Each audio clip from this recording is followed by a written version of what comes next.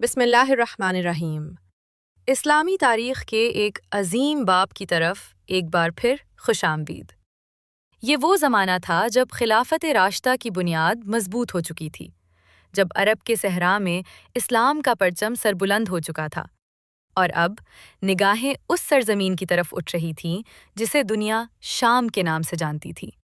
آئیے سنتے ہیں فتوحات شام، قسط نمبر 2۔ حضرت انس بن مالک رضی اللہ عنہ خطوط لے کر عرب کے مختلف قبائل کی طرف روانہ ہو چکے تھے۔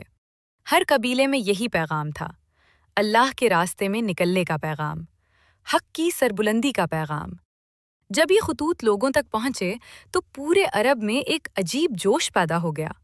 بوڑھے، جوان، تاجر، کسان، ہر دل میں یہی خواہش تھی کہ وہ بھی اللہ کی راہ میں نکلے اور رسول اللہ صلی اللہ علیہ وسلم کے مشن کو آگے بڑھائیں۔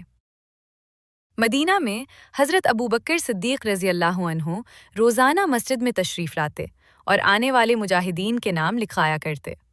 کبھی یمن سے قافلہ آتا، کبھی مکہ سے، کبھی نجد سے۔ کچھ ہی دنوں میں مدینہ میں مجاہدین کا ایک بڑا لشکر جمع ہو گیا۔ یہ وہ لوگ تھے جن کے دل دنیا کی محبت سے خالی اور آخرت کی امید سے بھرے ہوئے تھے۔ حضرت ابوبکر رضی اللہ عنہ لشکر کی ترتیب بنائی۔ 4 بڑے لشکر تیار کیے گئے اور ہر لشکر کے لیے ایک عظیم سالار مقرر فرمایا۔ ایک لشکر کی قیادت حضرت ابو عبیدہ بن جراح رضی اللہ عنہ کو ملی۔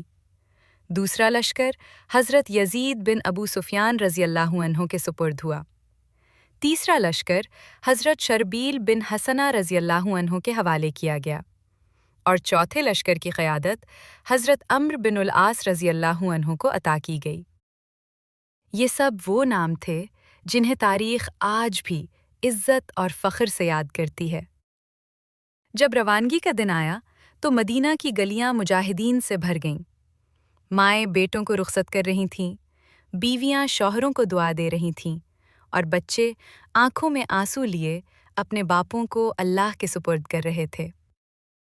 حضرت ابوبکر صدیق رضی اللہ عنہ خود لشکر کو رخصت کرنے کے لیے باہر تشریف لائے۔ آپ نے ہر سالار کو الگ الگ نصیحت فرمائی۔ دھوکہ نہ دینا، عورتوں، بچوں اور بوڑھوں کو نقصان نہ پہنچانا، درخت نہ کاٹنا، عبادت گزار لوگوں کو نہ چھیڑنا، اور ہمیشہ اللہ سے ڈرتے رہنا۔ یہ صرف جنگ نہیں تھی، یہ کردار کی جنگ تھی، اخلاق کی جنگ تھی، اور حق کی گواہی تھی۔ یوں اسلامی لشکر اللہ کا نام لے کر سرزمین شام کی طرف روانہ ہو گیا، اور تاریخ کا ایک نیا باب خاموشی سے لکھا جانے لگا۔ یہ تو تھا شام کی طرف بڑھنے والے قافلوں کا آغاز۔ اگلی قسط میں ہم سنیں گے پہلی